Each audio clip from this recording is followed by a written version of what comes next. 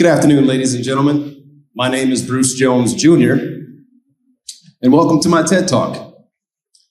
Today, I want to talk to you about momentum in the middle. Now, as I look around the crowd, I can see perplexity in some of the faces. What does momentum in the middle stand for? Well, ladies and gentlemen, momentum in the middle is simply a different approach to goal setting. Goal setting is a very unique and, how do I put this for you to understand better? I enjoy the fact of watching people attain their goals. Because of this, I believe that goal setting is a phenomenon in the human spirit that allows people to attain those goals by consistently moving from one goal to the next.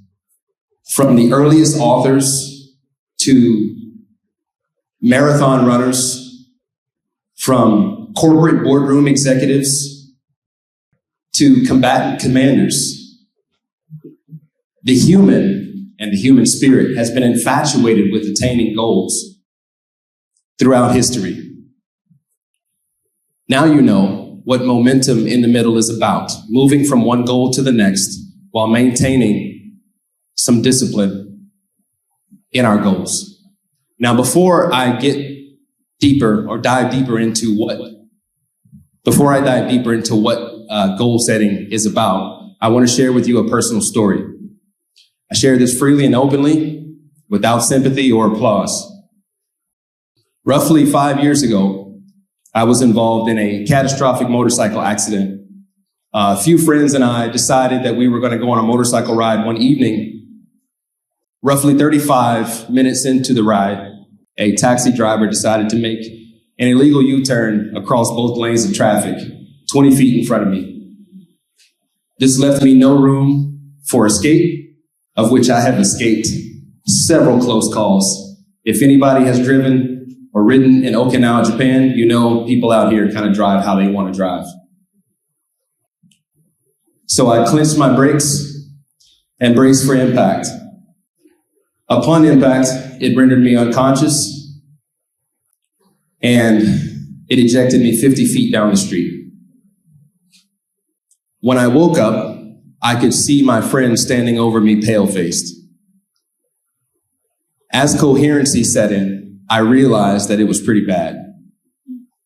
I focused on their voice. Hey, keep it together. You'll be okay. Okay, cool. I'll do that. But as the EMS team arrived, which seemed like an eternity, it was only like 3 minutes because they were right down the street. Thank God. They placed me on a stretcher. And at that time, when they placed me on the stretcher, I felt the most excruciating pain I've ever felt in my life.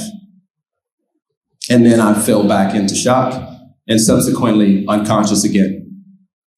3 days later, I awoke in a Japanese hospital, coming out of a medically induced coma.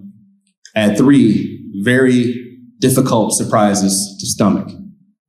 Number 1, I had an external fixator drilled into my pelvis, holding my shattered pelvis together. Number 2, I had a compound fracture of my right humerus and I had a half cast holding my arm together because they could not repair it in Okinawa. And number 3, I had a colostomy bag. I had always heard about colostomy bags, never knew that I'd be experiencing one.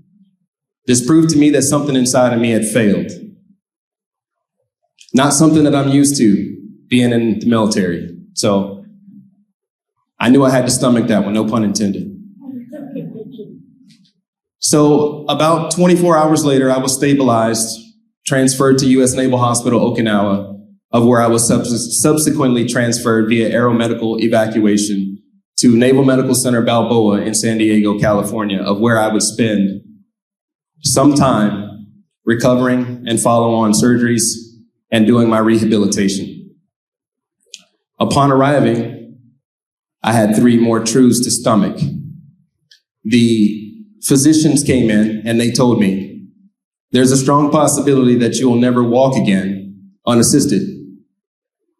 Number 2, you're never going to be able to use your right hand, fine motor skills without assistance.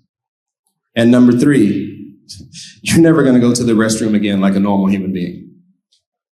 All of these sounded like definitives, especially when you're on psychotropic drugs. I had a choice to make. Do I let these things define me, or do I use them as fuel to my fire to be better? The doctors also told me that I had 14 months for rehabilitation. Whatever surgeries took place within that 14 months, at the end of that 14 months, I would be medically separated from the United States Armed Forces. That wasn't really the motivation. The motivation was getting back to my family and my children. So I bit down on the guard, and I did everything that I needed to do.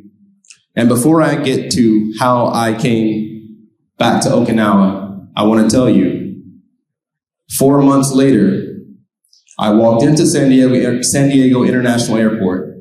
I reached with my right hand and grabbed the ticket stub to get on an aircraft to come back to Okinawa, Japan, to be with my wife and my kids.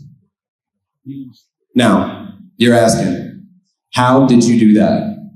Especially since the doctors gave you 14 months to rehabilitate. Ladies and gentlemen, 3 things. 3 S's. First and foremost, silence. We have sensory overload nowadays. Too many people, too many texts, too many Instagram messages, too many Facebook messages, too many groups to reply to. Put the phones down. Be silent with yourself. Take 30 to 45 minutes to drown out the noise and just be in your own essence. Number 2, structure. Any great civilization or foundation is built on foundation. In order for you to be successful, the bottom has to be right. So in your silence, when your voice and your mind starts telling you that you need to rebuild, focus on that foundation. And third, which is my favorite, and most of us in the armed forces can attest to this one, is having some introspection. A lot of the times we cheat ourselves from the truth. A lot of the times when we look ourselves in the mirror, we want to give ourselves the extra credit where we don't deserve it. We look in the mirror and we tell ourselves, you're doing great, when you know, like I know, like you know, that you're not, and you need to do better. So these 3 things I rooted into every day. For the first 3 months, I could not walk, so I had a rolling an electric wheelchair because my right arm didn't work. So I would ride around Balboa thinking to myself, how am I going to do this? So with those 3 things, I established this, and I'm going to leave you with this. The first thing is, for you, for 30 minutes to 45 minutes, take a car ride. Don't listen to the radio. Don't listen to your favorite podcast, even though Joe Rogan is awesome. Don't pay attention to Instagram Reels as much as you would like to flick and watch as you drive when you're at the stoplight. Don't worry, I see you. Just turn the AC on because it's really hot here in Okinawa. And listen to your thoughts. Secondly, create a daily checklist. Your daily checklist should include what worked today, what didn't work today, and how am I going to move forward with those 2 truths. And lastly, you need to find solidarity in a physical anchor. A physical anchor can be anything you want it to be. For me, my physical anchor is my family, my children, and my wife. Other people call it a why. So I have a rhyme for you. If your why doesn't make you cry, it doesn't qualify. If you wouldn't run into a burning building to get it, it probably doesn't qualify.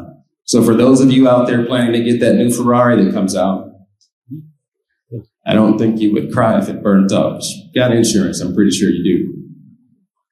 She can't replace family. So use that as an example.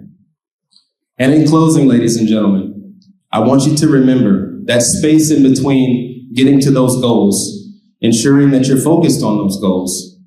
Don't use it as a time to sit and plateau and stall. Because time is of the essence, especially when people are relying on you to be a better version of yourself. It's a proving ground. It's a battleground. Nobody's life is easy. Life is not set on easy mode. Life is always on hard mode. So, I hope and pray that my message was received with an open mind and an understanding heart. Thank you for your time.